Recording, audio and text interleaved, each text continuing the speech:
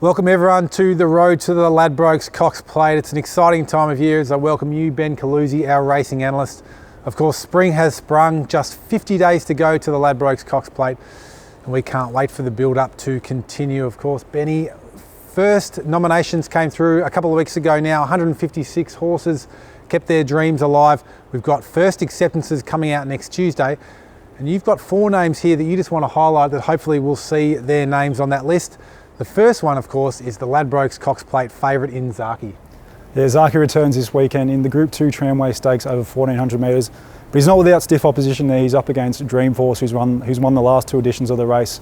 It would be very interesting to see how Zaki can return over 7 furlongs.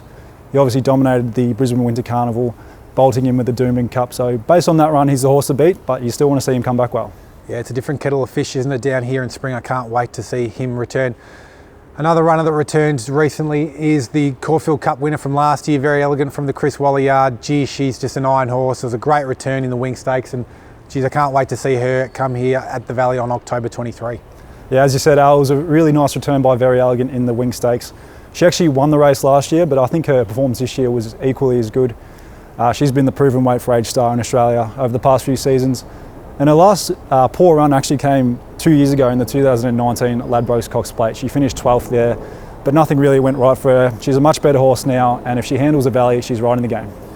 There's a couple of internationals still in the picture for the Ladbrokes Cox Plate. One of them I just want to talk to you about today is, of course, State of Rest from the Joseph O'Brien stable.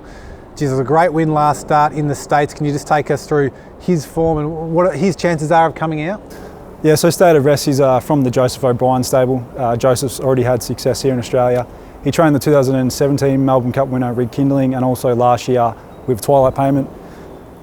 State of Rest won the Saratoga Derby, as you said. He's got a really nice turn of foot. He should be suited by the Valley, and the money's come since he's been announced running. Well, let's hope he can get on the plane and get over here. Fascinating to see. Now, of course, there's plenty of 3-year-olds that are going to throw their hat in the ring for the Ladbrokes Cox Plate. One of them in particular who I'm excited to potentially see here is the Blue Diamond Stakes winner from last year in ARTORIUS. And geez, that was a huge first up run recently, wasn't it?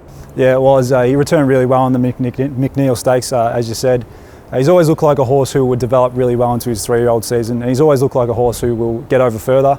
I think he's a deserved favourite for the Caulfield Guineas, and I see no reason why he shouldn't be targeting the Cox Plate. Now, of course, tomorrow's the big one, the Clams Seafood Fee and Stakes, the Group 2 over the mile here at the Valley. And of course, it's the only ballot exempt race leading into the Ladbrokes Cox Plate. You win that race and you're officially into the race. 14 runners, plenty of interesting runners here. Who have you highlighted as probably your horse to watch here? Yeah, it's a really nice race, as you said. It's a really competitive race.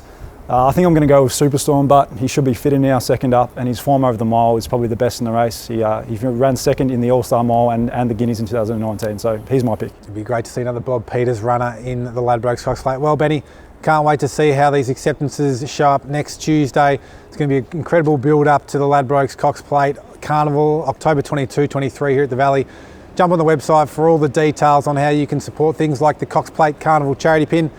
Can't wait, Benny. Thanks for joining us today, and we'll see you next time.